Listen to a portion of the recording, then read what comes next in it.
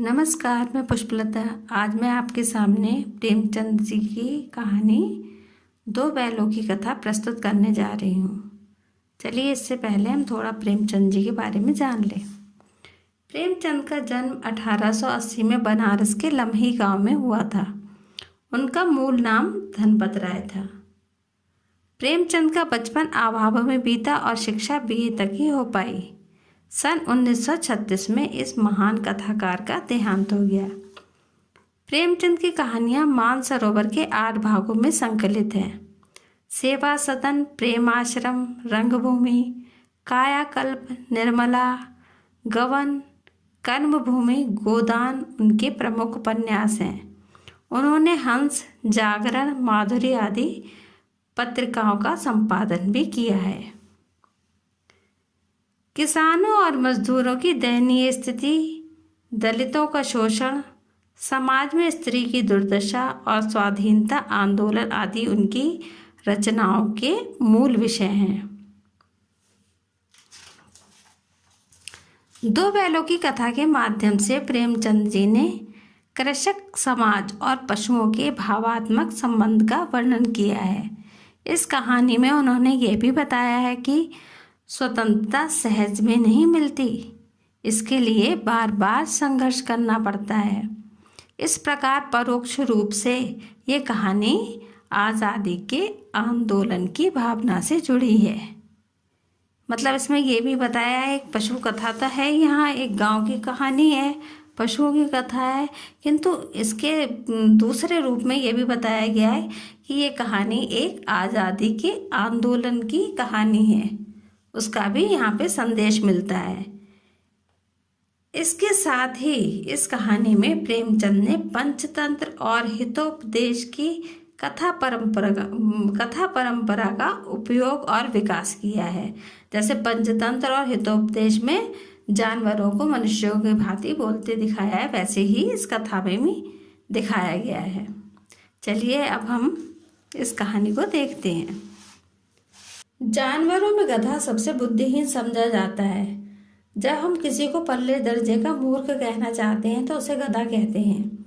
अब ये निश्चित रूप से नहीं कहा जा सकता कि गधा वास्तव में मूर्ख है अथवा उसकी निरापद सहिष्णुता यानी अत्यंत सीधेपन के कारण उसे ये उपाधि मिली है। गधे के अतिरिक्त और भी जानवर हैं, जैसे गाय, कुत्ता, जो सीधेपन की श्रेणी में ही आते हैं, किंतु कभी कभी इन्हें भी क्रोध आ ही जाता है। किंतु गधे को कभी क्रोधित होते नहीं देखा। किसी भी परिस्थिति में गधे के चेहरे पर असंतोष दिखाई नहीं देता। उसके चेहरे पर हमेशा विषाद यानी दुख ही छाया रहता है।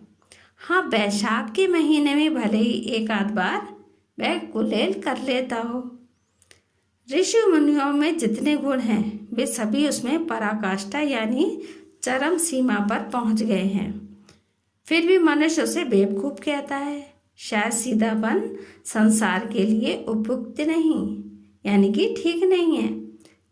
तभी तो अफ्रीका में भारतवासियों की दुर्दशा हो रही है, क्योंकि वे लड़ाई झगड़ा नहीं करते, मेहनत करते हैं, सबकी बातों को बर्दाश्त करते हैं और जीवन के आदर्शों को नीचा करने वाले कहे जाते हैं।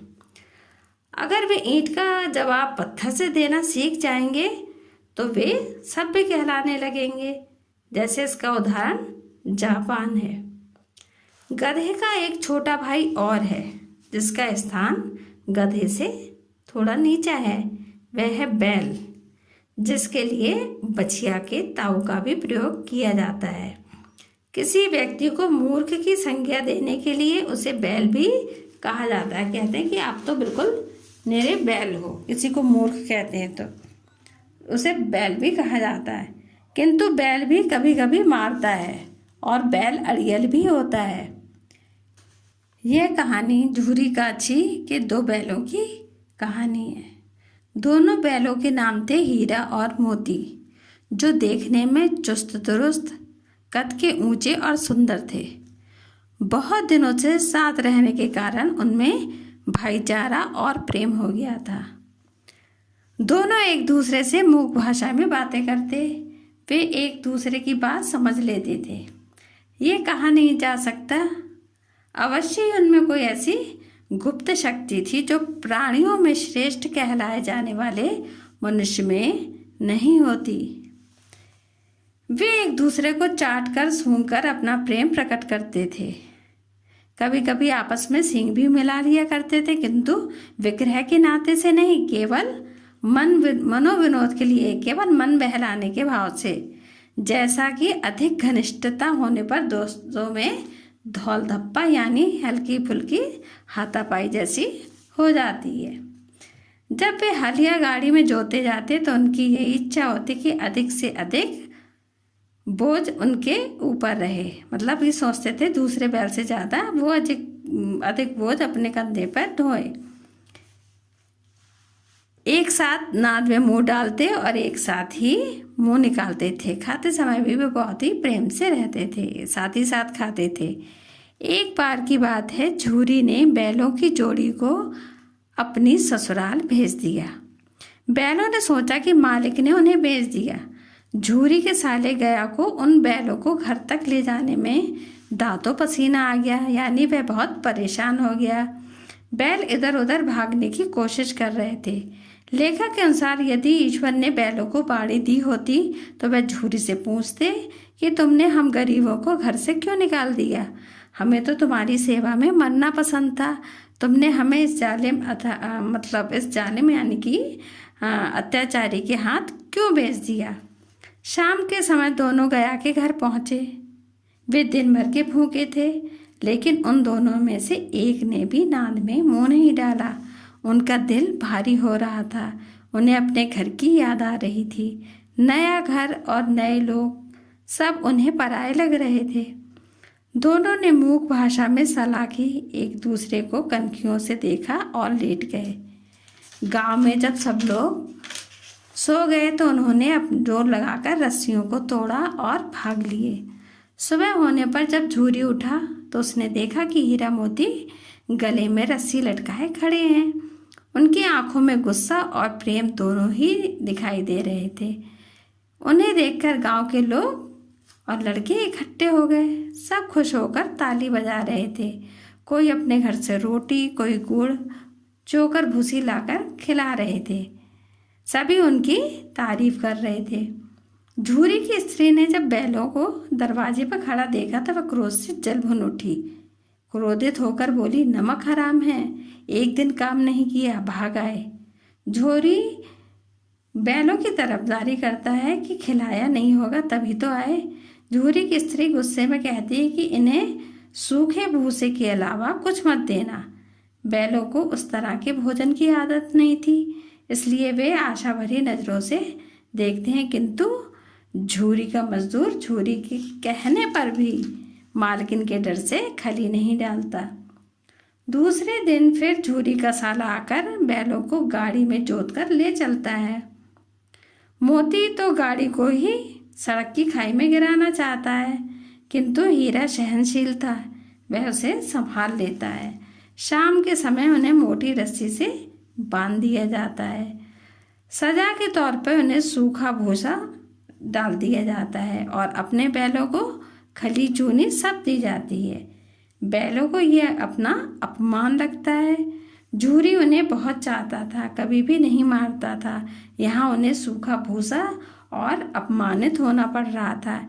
उन्होंने नाद को देखा तक नहीं। दूसरे दिन उन्हें हल में जोता गया, किंतु उन्होंने गुस्से में एक कदम भी नहीं उठाया। गया मारते मारते थक गया, किंतु वो अपनी स्थान से बिल्कुल भी नहीं हिले। लेकिन जब उस निर्दयी ने हीरा की नाक पर डंडे जमाए तो मोती को गुस्सा आ गया। वह गुस्से में हल लेकर भागा। रस्सी जुआ जोत सब टूट गए। रस्सियां जिनसे वे बंधे थे लंबी थी, इसलिए पकड़ में आ गए। हीरा ने मूक भाषा में कहा, भागना व्यर्थ है। मोती उत्तर देता है कि इसने तो तुम्हारी जान ही ले ली थी, किंतु हीरा जानता था कि पकड़े जाएंगे तो उन्हें पहले से भी ज़्यादा मार पड़ेगी। जब बैल का जन्म लिया है तो मार से कहाँ तक बचेंगे। तभी गया हाथ में लाठी लेकर हीरा मोती को काबू में करने को और लोगों को साथ में लेकर दौड़ा चला आता है। मोती ये देखकर उन्हें मज़ा चखाने की सलाह देता है, किंतु हीरा मोती को चुपचाप खड़े रहने की सलाह देता है, क्योंकि हीरा मारपीट को अपनी जाति व धर्म के विरुद्ध मानता है। आज फिर दोनों के सामने वही सूखा भूसा लाया गया। उसी समय एक छोटी लड़की 2 रोटियां लेकर आई और उनके मुंह में देकर चली गई। यह भैरव की लड़की थी। उसकी माँ मर चुकी थी। सौतेली माँ उसे मारती थी। शायद इसीलिए उसे बैलों से आत्मीयता यानी अपनापन हो गया था, क्योंकि बैलों और लड़की दोनों की स्थिति एक जैसी थी। लड़की द्वारा दी गई 2 रोटियों से पेट तो क्या भरता, किंतु उन्हें संतुष्टि मिलती थी कि यहाँ भी किसी सज्जन का वास है। यही उनके रोज का क्रम बन गया था कि लड़की रोटी लाती थी तो और वो खा लेते थे। और यही क्रम क्या था कि दिन भर उन्हें जोता जाता, डंडे खाते, शाम को थान पर बांध दिए जाते। रात होने पर वही बालिका उन्हें 2 रोटियां खिला जाती। प्रेम से दी गई रोटियां उनके लिए प्रसाद के समान थी कि थोड़ा सा सूखा भूसा खाकर भी वे कमजोर नहीं हुए थे, किंतु उनका रोम रोम विद्रोह से भरा हुआ था। मोती घर के मालिक को ही सींग पर उठाकर फेंकने की बात कहता है, किंतु हीरा उसे समझाता है कि जो बालिका हमें रोटियां खिलाती है उसी की बेटी है, वह अनाथ हो जाएगी और उसकी सौतेली माँ पर सींग चलाना उचित नहीं, क्योंकि औरत जात पर सींग चलाना मना है। उन्होंने रस्सी तोड़ने की कोशिश की, किंतु रस्सी मोटी थी और वे उसे चबाकर तोड़ नहीं पा रहे थे। तभी वही बालिका वहाँ आती है, उन्हें प्यार करती है और कहती है कि मैं रस्सी खोले देती हूँ, चुपके से भाग जाओ। घर में आज सलाह हो रही है कि इनकी नाक में नाद डाल दी जाए। वह रस्सी खोल देती है। बैल लड़की को आफत में नहीं डालना चाहते, वहीं पे खड़े रहते हैं, किंतु जब बालिका चिल्लाती है कि फूफा वाले बैल भागे जा रहे हैं, दादा ओ दादा जल्दी वे दौड़ो, गया हड़बड़ाकर निकलता है। वह शोर मचाता है, किंतु तब तक हीरा मोती को भागने का मौका मिल जाता है, किंतु भागने की हड़बड़ाहट में वे रास्ता भटक जाते हैं। दोनों भूख से व्याकुल थे। एक खेत में हरी हरी मटर देखकर खेत में घुसकर मटर चलने लगते हैं। आज़ादी में सांस लेके मस्त होकर उछल कूद करने लगते हैं। अरे क्या देखते हैं कि एक सांड सामने से चला आ रहा है। मोती कहता है कि बुरे फंसे। हीरा कहता है घमंड में चूर है, कोई बिंदु नहीं सुनेगा, मतलब वो मानेगा नहीं बिना लड़े हुए। चलो भाग चलते हैं। लेकिन भागना कायरता है। दोनों फैसला करते हैं कि वे दोनों तरफ से यानी आगे और पीछे दोनों तरफ से हमला करेंगे, और वे अपने इस चाल में सफल भी हो जाते हैं, क्योंकि सांड को संगठित शत्रुओं से लड़ने का अनुभव नहीं था। वह एक शत्रु से मल्ल युद्ध का आदी था। वह बेचारा जख्मी हो जाता है और बेदम होकर गिर पड़ता है। मोती कहता है मेरा जीत तो चाहता है कि बच्चा को मार ही डालूं, किंतु हीरा कहते कि गिरे हुए शत्रु पर सींग नहीं चलाना चाहिए। दोनों मित्र जीत के नशे में थे। सामने मटर का खेत था। मोती उसी में घुस गया। अभी 2-4 ग्रासी खाए होंगे कि लोग लाठियां लेकर आए और उन्हें घेर लिया। चाहता तो हीरा भाग सकता था, किंतु मोती सींचे हुए खेत में था। उसके खुर में कीचड़ मिट्टी फंस गई, इसके कारण वह भाग नहीं सका। हीरा ने अपने मित्र को संकट में देखा तो वह वहां से नहीं भागा। दोनों को पकड़कर काजी हाउस में बंद कर दिया गया। काजी हाउस वह स्थान होता है जहां आवारा और लावारिस पशुओं को बंद करके रखा जाता है। दोनों मित्रों के साथ ऐसा पहली बार हुआ था, जब पूरा दिन बीत जाने पर भी उन्हें खाने को एक दिन का भी नहीं मिला था। उनकी कुछ भी समझ में नहीं आ रहा था कि ये कैसा स्वामी है। वे सोच रहे थे इससे तो गया ही अच्छा था। वहाँ उनके अलावा कई भैंसें, बकरियाँ, घोड़े और गधे भी थे, लेकिन सभी बड़े कमज़ोर और मुर्दे की तरह बेजान थे। जब उन्हें कुछ खाने को ना मिला तो वे दीवार की मिट्टी ही चाटने लगे। रात होने पर भी कुछ नहीं मिला तो हीरा के मन में विद्रोह की ज्वाला दहक उठी, यानी जल उठी, और वह वहाँ से निकलने का उपाय करता है। वह अपने सींगों से बाड़े की कच्ची दीवार पर प्रहार करने लगा। बाड़े की थोड़ी थोड़ी मिट्टी गिरने लगी। उसी समय काजी हौस का चौकीदार लालटेन लेकर जानवरों की हाजिरी लेने आया। हीरा को ऐसा करते देख कई डंडे मारे और उसे मोटी सी रस्सी में बांध दिया। मोती ने हीरा से कहा, आखिर मार खाए क्या मिला? हीरा बोला, अपने बूते पर जोर तो मार दिया। मोती कहता है, ऐसा जोर मारना किस काम का कि और बंधन में पड़ गए? हीरा कहता है, जोर तो मारता ही जाऊंगा, चाहे कितने भी बंधन पड़े, जान से हाथ भी धोना पड़े तो परवाह नहीं। सोचो यदि दीवार खुद जाती, मतलब उसको टूट जाती, तो कितनी जानें बच जाती। 2-4 दिन यही हाल रहा तो ये सब मर जाएंगे। ये सुनकर मोती भी दीवार खोदने को तैयार हो जाता है और दीवार पर सींग लगाकर ऐसे जोर लगाने लगा जैसे अपने प्रतिद्वंदी से लड़ रहा हो। 2 घंटे के प्रयास में आधी दीवार गिर गई। दीवार गिरते ही सारे जानवर उठ खड़े हुए। पहले घोड़ियाँ भागी, फिर बकरियाँ, उसके बाद भैंसें भी निकल गईं, किंतु गधे ज्यों के त्यों खड़े थे। हीरा के पूछने पर वे कहते हैं कि पकड़े जाने के डर से वे नहीं भागेंगे, यहीं पड़े रहेंगे। आधी रात से अधिक हो चुकी थी। मोती अपने मित्र की रस्सी तोड़ने में लगा था। गधे अभी भी खड़े खड़े सोच रहे थे कि निकले या नहीं। जब मोती रस्सी तोड़ने में कामयाब नहीं हुआ तो हीरा ने मोती से कहा, तुम जाओ, मुझे यहीं पड़ा रहने दो, शायद कभी कहीं भेंट हो जाए। किंतु मोती आंखों में आंसू भरकर कहता है, तुम मुझे स्वार्थी समझते हो? हम तुम इतने दिनों से एक साथ रहे हैं, आज तुम विपत्ति में पड़ गए तो मैं तुम्हें छोड़कर अलग हो जाऊं? हीरा कहता है, कोई भी समझ जाएगा कि यह सब तुम्हारी शरारत है, फिर बहुत मार पड़ेगी। इस पर मोती गर्व से कहता है कि जिस अपराध के लिए तुम्हारे गले में बंधन पड़ा, उसके लिए अगर मुझ पर मार पड़े तो क्या चिंता। जिन 9-10 प्राणियों की जान बच गई वे सब तो आशीर्वाद देंगे। ये कहकर उसने सींगों से गधों को मारकर बाड़े से निकाला और हीरा के पास आकर सो गया। सुबह होते ही मुंशी, चौकीदार तथा अन्य कर्मचारियों में खलबली मच गई और मोती की खूब मरम्मत हुई। उसे भी मोटी रस्सी से बांध दिया। 1 सप्ताह तक वे इसी हाल में पड़े रहे। उन्हें खाने को चारे का तिनका भी नहीं दिया। दिन में एक बार केवल पानी दिखा दिया जाता था। वे बहुत ही कमज़ोर हो गए थे, उनकी हड्डियां निकल आई थीं। एक दिन नीलामी के लिए बाड़े के सामने डुग्गी पिटने लगी। लगभग 50-60 लोग जमा हो गए। जब बैलों को बाहर निकाला गया तो उनकी बुरी दशा को देखकर लोग उन्हें देखकर मन फीका करके चले गए। ऐसे मरियल बैलों को कौन लेता? अचानक एक क्रूर सा दिखने वाला दाढ़ी वाला आदमी, जिसकी आंखें लाल थी, उनके कूलों में उंगलियां गड़ाकर मुंशी से बात करने लगा।